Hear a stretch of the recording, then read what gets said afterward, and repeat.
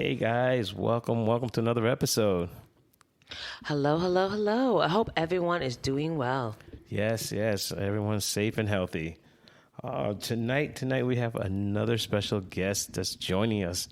Her name is Renee Burwell. She's a licensed social worker as well as a certified sex therapist. Her skills are a psychotherapist and educator with specializations in sex therapy and trauma.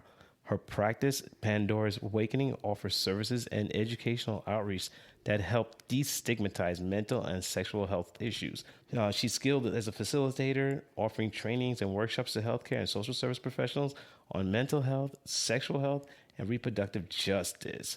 Please welcome Renee. How are you? I am doing good. Well, thank you for having me. It's been a long day, so hopefully I can bring the energy still, but just like to let everybody know.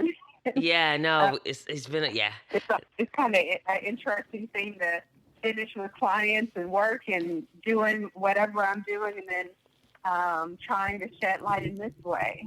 Yes. I mean, we just had to put our little guy down just now. It was like a long day. I had him all day with me. So I'm like, and my wife just came in to give me a break. And still not a break. So, Renee. Great that y'all are offering this to people. Yes, and we appreciate you making the time. So basically, what got you into this field? Like, what made you decide, like, this is the field for you? That's kind of like a common question everyone gives me. And I'm always like, I can't say this was like something I knew I wanted to do from an early age. Yeah. It's probably always kind of shadowing in some ways. Like I feel like if you were to watch a movie where there's always something that's eating at you, but you don't really know exactly how to get into it or what to do. That's kind of what my journey has been when it comes to sex therapy and sexual health work. But I like to just be very honest. Being African American woman raised in the South, it was like you didn't see anybody who was doing this work.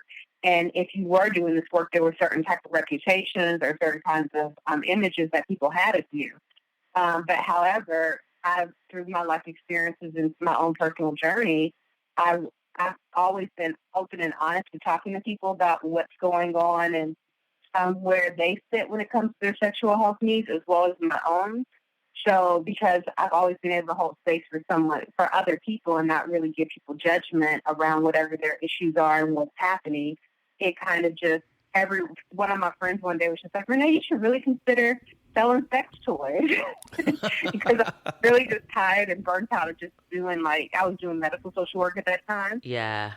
And I was just like, I don't know about that. And they're like, well, you're so great at talking about sex and this and that. And I'm like, yeah, I'm great at talking about it with my friends and people who are close to me and one-on-one with people. But I don't know about doing parties and things that are kind of more open in public.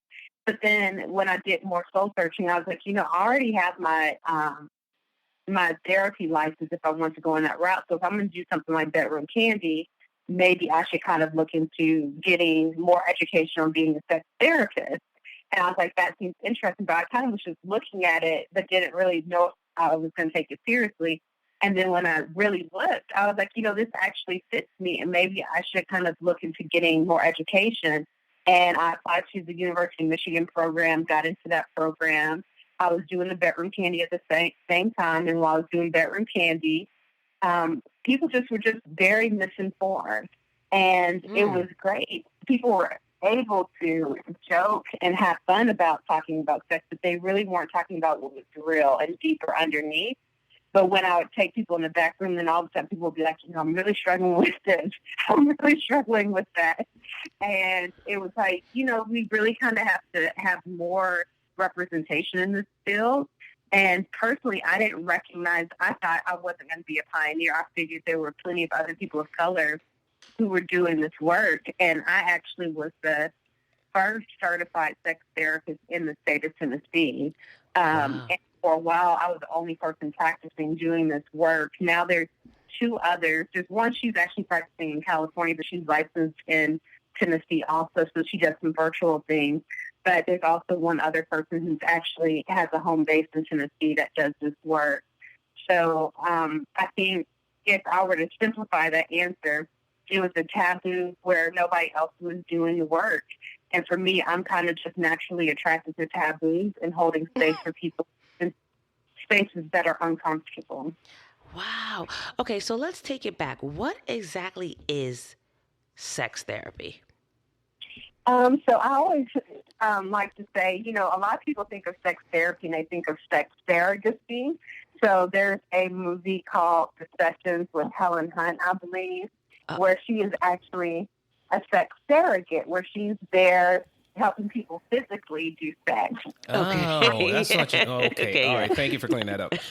Yeah, you always gotta bring it back and act. Yeah. Yeah. Okay. You cleared that up for me. All right. I can forget about So that. I'm not a sex surrogate. I help people with more of the emotional pieces that come with different sexual health issues, such as like a lot of people who have premature ejaculation issues suffer from a lot of anxiety. The same thing with women who might have what we call vaginismus, where they might not be able to open the vaginal canal in order to be penetrated. A lot of those are anxiety-based. When it comes to low desires or inability to orgasm, there's different emotional pieces to that. Also, when someone's had cancer, there's all kinds of different spaces where someone might have to grieve a loss of functioning, and that's what my job would be, is to help them with that process. Oh, that's interesting. How much is a misconception of, your clients or people that you work with or, that you deal with comes from porn? How sex works?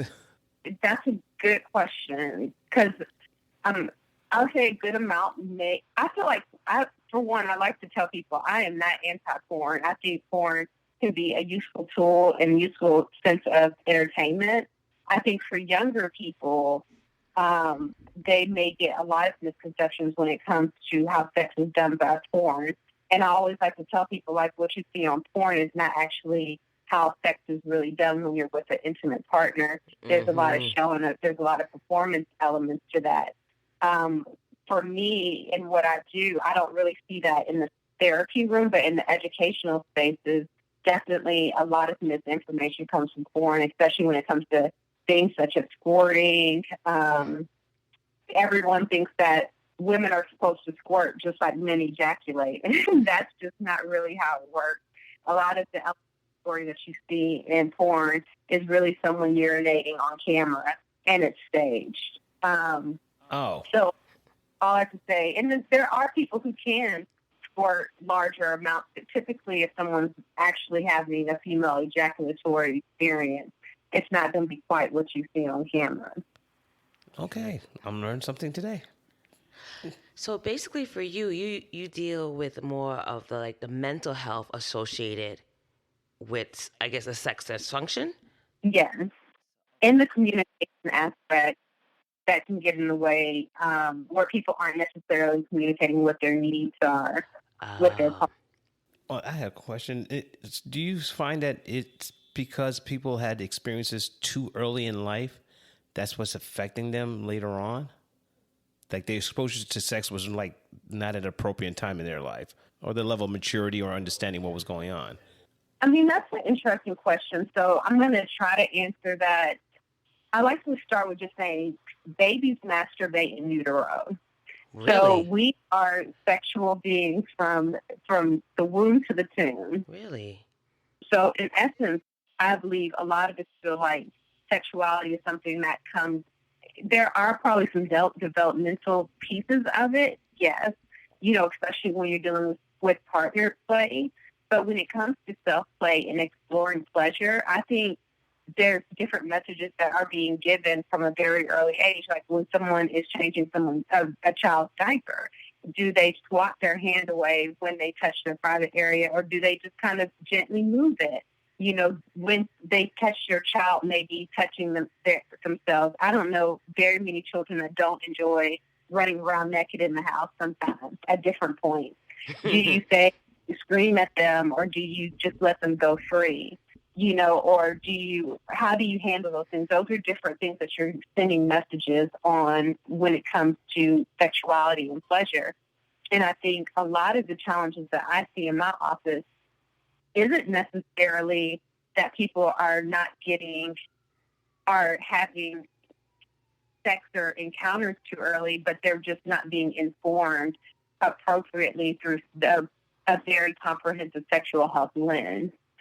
So, most people don't have conversations about what sexual pleasure looks like and how to communicate, how to negotiate, how to express your needs. And that just kind of transfers throughout the lifespan. And, most people aren't getting even comprehensive sex education, just the basics, let alone some of the deeper issues when it comes to communication. So I think those are probably the primary things that come into my office, as well as just a lot of religious shame around, Yes. What is pleasurable and what is not for them. Yeah, let's talk about the education. So how would that, as a parent, right? When is the time and how does that work? Because I know, I didn't, even growing up, it wasn't something that we spoke about. All of it was like, don't do it until you're married. That's the only conversation that you really have.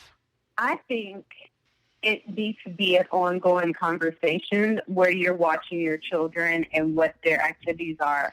Personally, I think that children should kind of at least know basics of how to communicate what their body parts are, and also how to communicate if something is going on that is not necessarily okay for them or doesn't feel right, or how to kind of have the signals of what abuse looks like.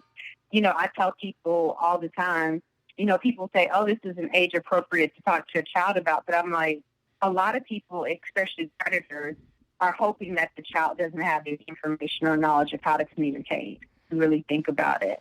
So if you're starting from a young age telling someone like, oh, that's your penis and vagina and vulva, that's something you can play with. But if someone touches you there, you need to let us know, and just not say, if someone touches you there, I'm going to kill them, because in that, they probably won't tell you that, because usually it's someone who they love and care about. So you kind of want to make sure you're kind of giving children the basic information about what's okay. If you want to go in your room and play with your teddy bear, hump your teddy bear, go ahead and do that. But you don't do that in public. You don't expose yourself in public. You do this in private space. This is your private time. Talk to us. But and all I'm saying is that it should be a continuous conversation, and there's ways to make it very sex positive as you go along. And some of it you have to kind of read your children to know where they're at in the conversation. Wow, that's interesting. Now, is it important for children to see parents not being so much intimate, but more or less being affectionate to each other? And if they don't see things like that, it does affect them in their adult life. It definitely is important for kids to see their parents be affectionate with each other as well as with them. And I mean, not inappropriately sexual with their children, but just loving and comforting. Yeah. And because one thing that one of the famous sex therapists, Esther Perel, says, she's like, show me how you were loved and I'll show you how you love. I think she said something to that effect. So if they see whatever, I always do it, whenever I do my assessments, I'm always asking about how did someone see their parents interact with each other, even if they weren't married, or with other partners, and how did your parents interact with you? And typically, if someone grows up in an environment where everyone is independent, they're not really emotionally connected, affectionate, usually that's what you're going to bring into your marital, not marital, but your adult relationship. So it is important for your kids it's important for kids to kind of see what you want them to model for their relationship. Oh, that's interesting. Now, with your demographics of your clients, you mostly perceive people of color, men and women, or is like you have a variety of people that you do see? And across that board, are there issues similar, some different, or it's just basically they all have like the common theme issue that they're all dealing with, which is the anxiety, the trauma, the stress, or things like that? I have a very, very diverse clientele base. It's interesting. My intern who's with me, he's like, this is the most diverse place I've ever been, if I've ever worked at. Meaning, I see all races. I have a lot of people of color within my practice. I see a lot of different relationship types. So some people might be polyamorous, some are monogamous, different ranges in many different areas. I will say when it comes to, there are trends when it comes to people of color versus people who might be of the majority group.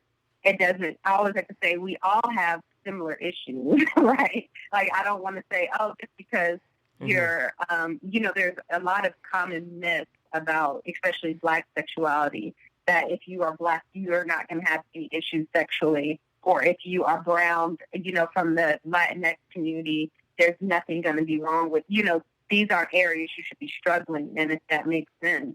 And the reality is, statistically, this is an old stat. I wish we did more research on this.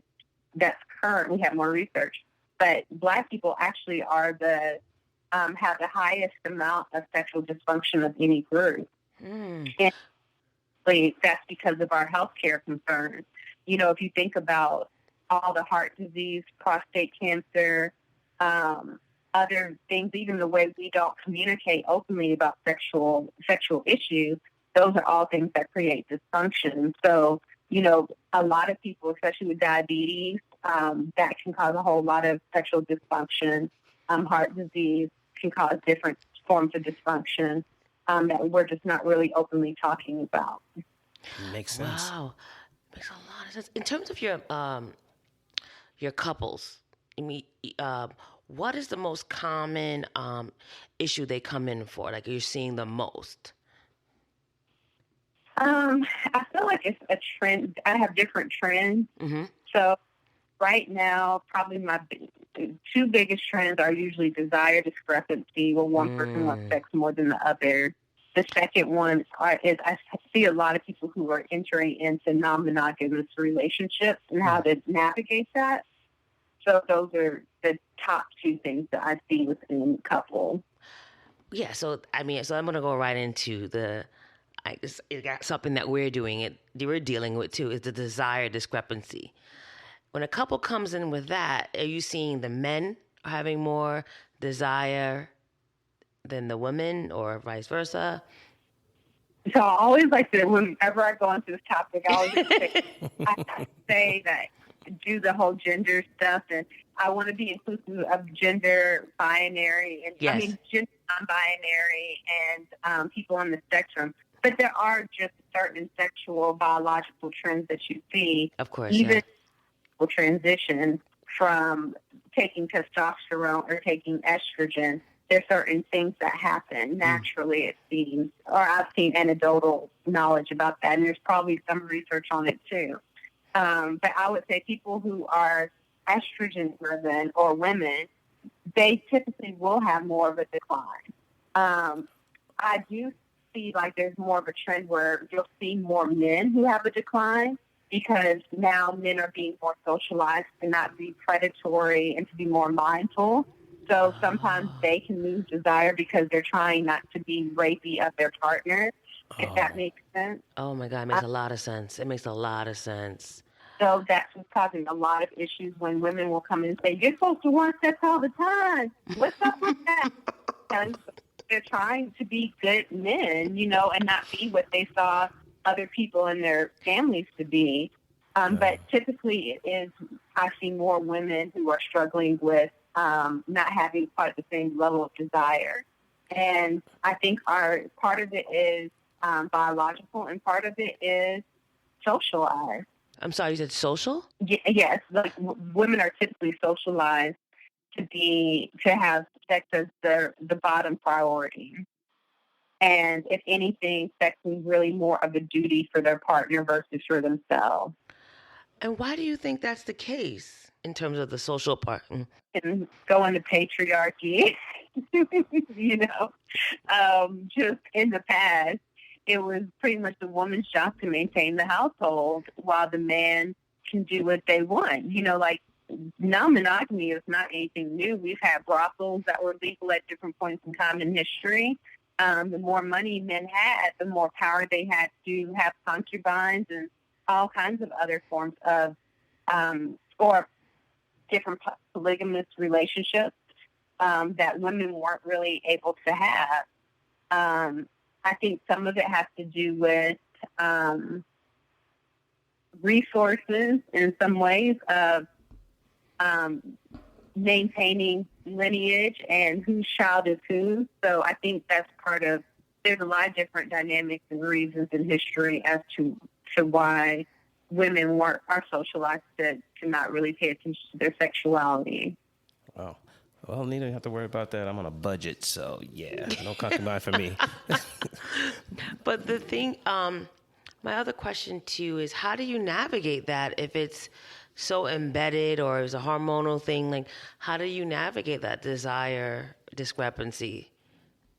The main thing I try to tell people to do is they have to prioritize sex, and they have to kind of look at it from the lens of a wellness model versus a relationship duty model, if that makes sense. Because if you already have like 20 things on your list, and then now you feel like this is another burden, it just makes it even harder for people to want to connect with it. But if you look at it more from a space of, even though, exercise people still look at it as a burden, if you look at it more from like the exercise diet model, you take care of yourself. And the more you exercise, the better you feel, and the more you actually crave it. So the same thing with sex is like, if you are on a regular regimen, the more it'll be satisfactory and the anxiety will decrease. And that's for both men, women, gender non-binary or non-conforming people. The more you kind of make it part of your routine, the less anxious and the more pleasurable it can be long-term. So guys, also is like the longer you go without it, the longer you can go without it, is basically what you're saying. Yeah. And because it will build up anxiety, and it can also kind of build up like erectile dysfunction, as well as different issues when it comes to lubrication for women and things like that, or people with vulvas. But then on the flip side for the men, when that happens, then men are less inclined to, as you said, feel that desire of wanting to have sex because, it's not there. The partner's not there because her mind's on other things or she's not interested. So the man feels rejected. He's no longer looking at her. He's looking at other women, or he's just all of a sudden just not there, emotionally and physically. I mean, that's correct. I mean, it becomes a vicious cycle. Interesting. This is an off-the-wall question. Do you think that a marriage can sustain without having sex? I mean, I hate to say most definitely. What? You're saying it can sustain? Yeah, I mean, most definitely. If we really think about what marriage is, and I hate to say this, but it is a contract. It's like a business contract. I gotta read the fine print. It's a relational connecting contract. So I'm trying to think of how to explain more of the research on that. But there are a lot of people who are in unhappy marriages. Now, if the question is, do I think it's a healthy situation and the most satisfying, I would not necessarily agree with that. But there are plenty of sexless or minimal sex relationships out there that are sustaining today. Yeah, because the whole narrative be like, once the sex is gone, it's over. And in my head, I was like, okay, yeah. And then at the same time, I'm like, maybe not, because maybe they have more of a business, or they do other things that make each other happy. I mean, there are 4 different styles, sexual relationship styles. There's the first one is traditional. So those are people who kind of typically fall into the typical gender role.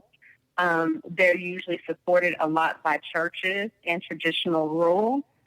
That relationship typically has the greatest longevity of all sexual relationship styles and relationships in general, because they're just very well supported and you don't give up no matter what in some ways. And sometimes those systems are still very oppressive. So everybody has to decide which system they belong in. The second one is the best friend relationship style. And that one typically has the least amount of sex.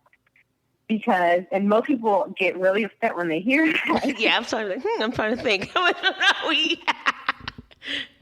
But because people are overly close, and kind of what we call clinically a mesh, it kind of takes away the eroticism, because eroticism is built on mystery and kind of like a tug of war, kind of internal battle inside for most people. Mm-hmm. So when you're best friends, it just kind of takes away from that. Then the third style is complementary. As for what the work I do, this is the style I would prefer most relationships to be in, where both of you kind of have your own separate things, but you also do things together. So there's like room for mystery as well as room for engagement and not feeling like you're in two separate households. You don't want to be disengaged, but you want to be kind of complementary. And then the last style that has the best sex, or not the best, but the most erotic sexual style, are the emotionally expressive people. And this style usually fits into more of the domestic violence abuse cycle. And I hate to say it like that, but it is kind of, if you really even think about people that you know, those are usually the ones that fit in that. But what happens with those relationships is that people tend to tire themselves out, so then they end up breaking up. But it's usually more of an emotionally abusive, and also they use sex to heal the abuse cycle. So it's not necessarily that they're having great sex. It's more so that they need that release from all the drama and damage that they're doing to one another. Attention Cannabis Podcast listeners. You can now listen to your favorite cannabis podcast ad-free with the MJ Bulls mobile app. Just download the free MJ Bulls mobile app to your smartphone to start enjoying cannabis podcasts with no commercials. Go to Apple Apps or Google Play to get the MJ Bulls Cannabis Podcast app today. Wow. I'm just like, my head is spinning right now. First of all, I'm trying to categorize us, but then as you said things, I'm thinking of friends that I have and their relationships. And the one that really stands out to me is the best friend theory.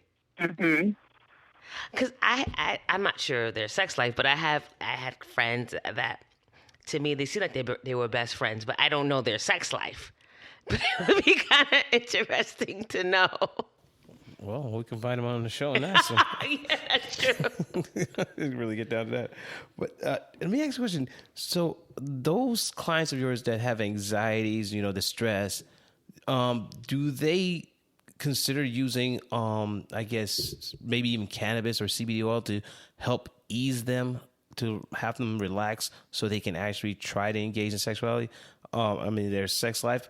But then you have those clients who overdo it too much to the point where they just are inept when it comes to sex. It's a very tricky space, because with cannabis, it is known for creating premature ejaculation or create higher levels of that. So if you're taking it to reduce stress, but you're taking something that kind of increases it, it can create another bad cycle that's not as productive. But I would say I recommend it for more of my clients who have more chronically ill clients who have problems with pain during intercourse or pain in their body in general.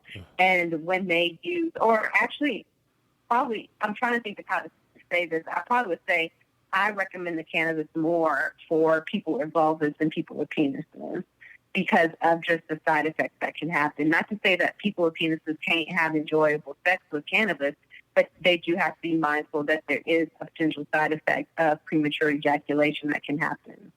Yeah, because I know my experience with it, I'm there, but I'm not there. It's like I'm in the part of the experience, but I'm somewhere totally in spaces. So my body's there, but my mind is like, it feels like my spirit is somewhere else. It's an interesting experience while doing that. Now, psychedelics, how will that play a role eventually? Because it seems like it's starting to pick up a lot of momentum.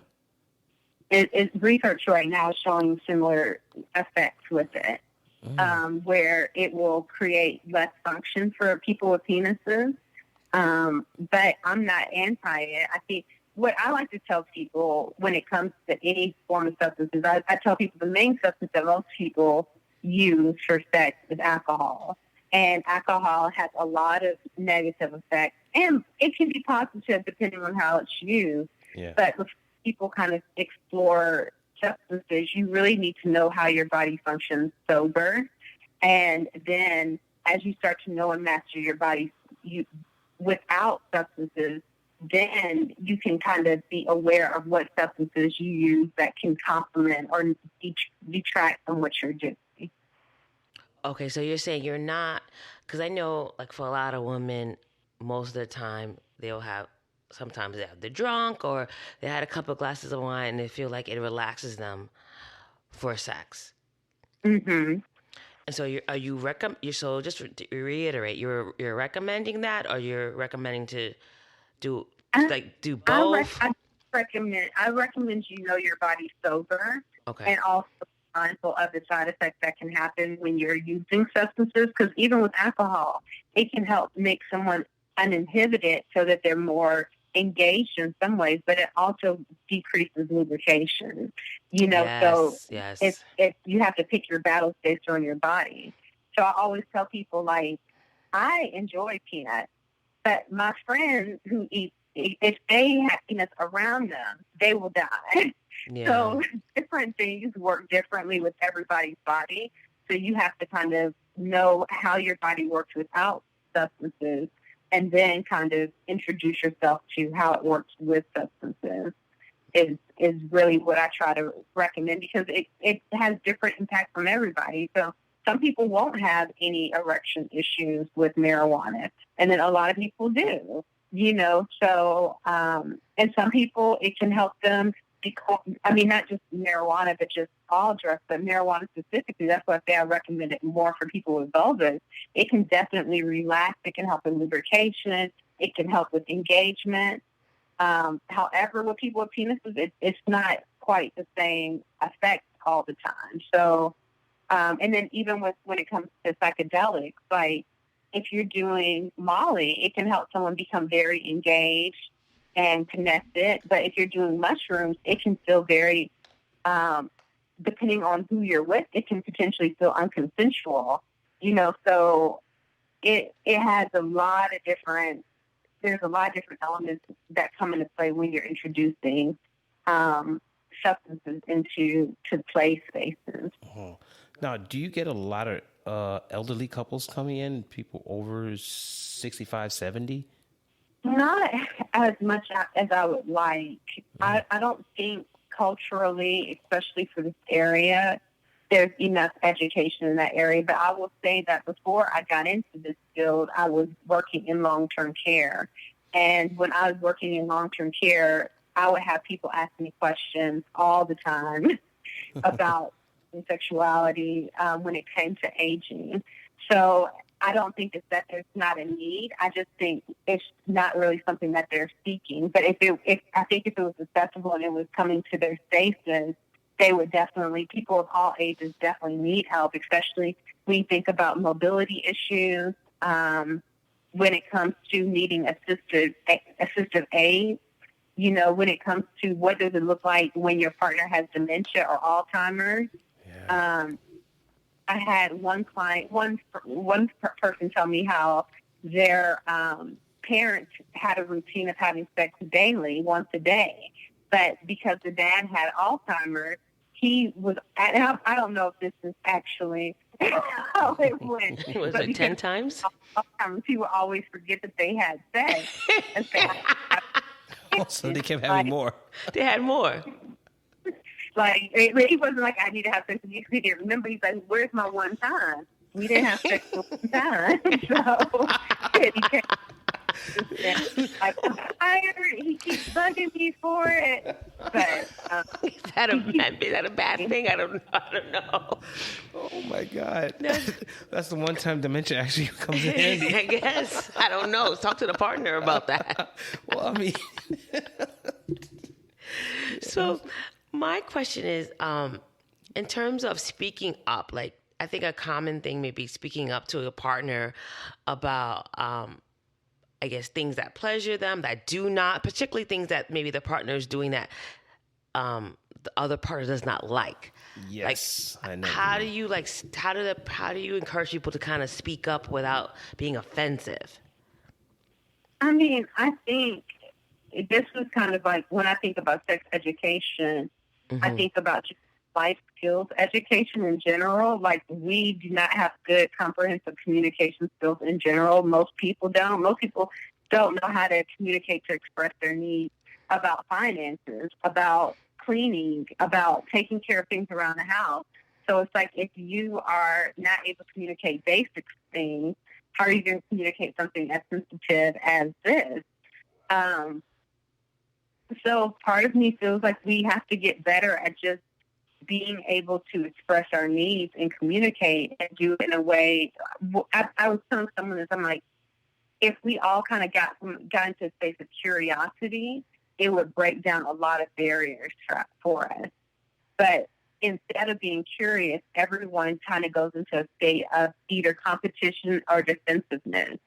And we kind of have to stop, instead of saying, oh, my partner just said something that's threatening to me. You have to ask more questions like, what does that mean?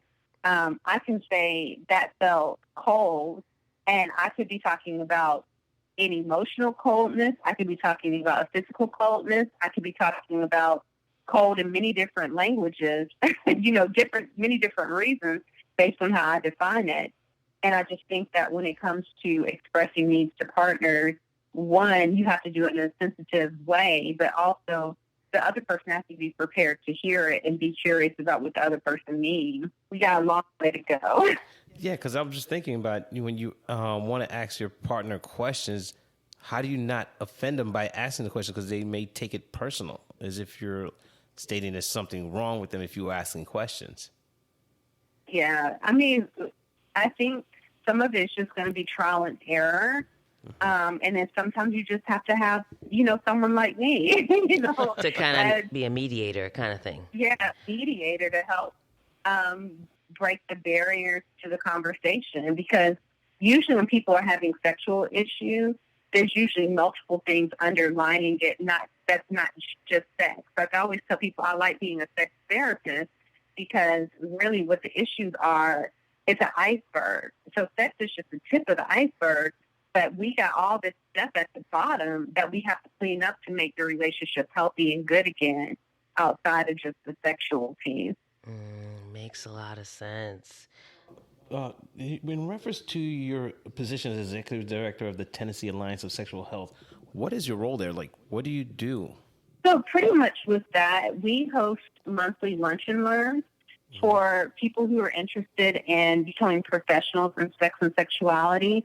So it can be anyone who's in social services or medical care, because really no matter what area you're dealing with people in those arenas, sex is going to come up at some point.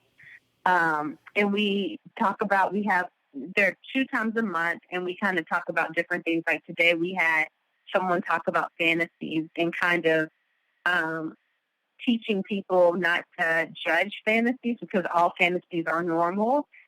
There's no right or wrong when it comes to it. And a lot of people, it's like people want to shame people for having fantasies. And also kind of, he was talking about some of the implementation concerns that can happen when people are going into fantasy. So that's like one piece. We might talk about cannabis and sexual health and like what are the impacts, benefits, and pros of using something to that, or psychedelics, because every substance has its own pros and cons. Again, based on the person who's using them. But that's kind of what we do with that. And we also have a scholarship fund within that program because, like I said, for me, I've been the only person of color in the state of Tennessee for a while practicing, and we need more people, doing this work. There's too many people who need help, and we need people who can adequately help people in these areas. That's true. Thank you for doing this because it is, in our minds, it's like, is this really a real issue? And as you speak to more and more people, you're like, wow, it is something really problematic.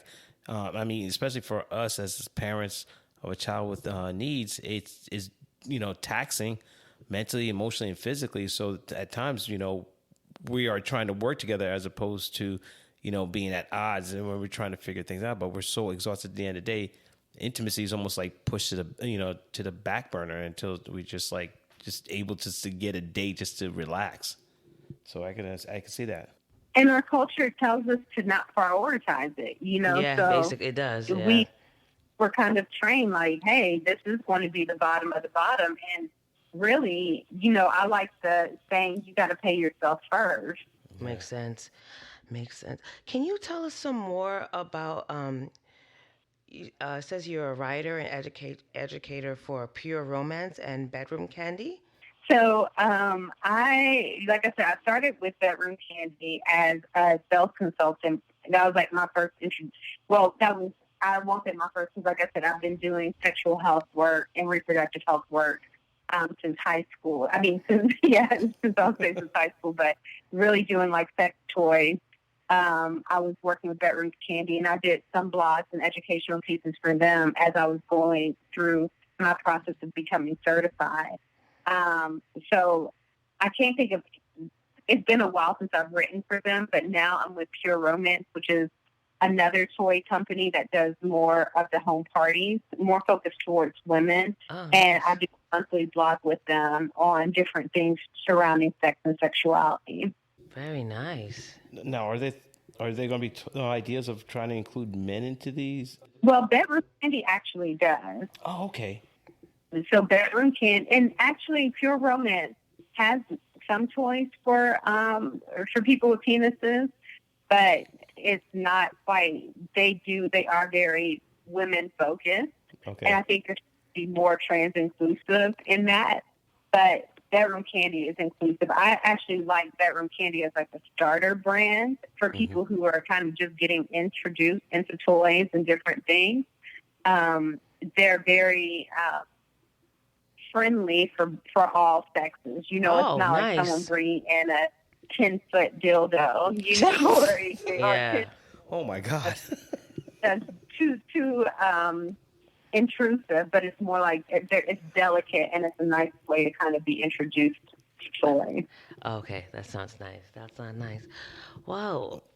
Thank you so much. Yeah, I've learned a whole lot. I don't even know where to start now. But this is very informative. We really appreciate your time and sharing all this information with us. I mean, I think we could have gone another hour with this. And what I like about this interview is that even for me, I feel more lighthearted, because I was the uptight person about sex. Like, I still kind of feel like, only naughty girls do that, and it's sinful and taboo. But I think talking to you, like, even like helped me feel like this is okay. Like, this is not a taboo. Even though I'm married and have a child, like, behind me feels like that little girl, like, this is a taboo thing to do. And it's not, I think, because we don't really talk about it enough. And I think we're conditioned to believe that it's not natural and that it should be secretive and things like that. And it really is a part of our humanity that should be treated just like someone taking care of their diet. We talk about, hey, what keto, vegan, whatever thing that we're doing, we should be able to talk about what lubricants or protection barrier methods we're using as well, and what things bring us pleasure. Oh, you're right. Wonderful. You're right. Thank you. So if people wanted to get in touch with you, how would they be able to reach out? So I have two branches. One is Pandora's Awakening. That is kind of like my broader mental health group practice.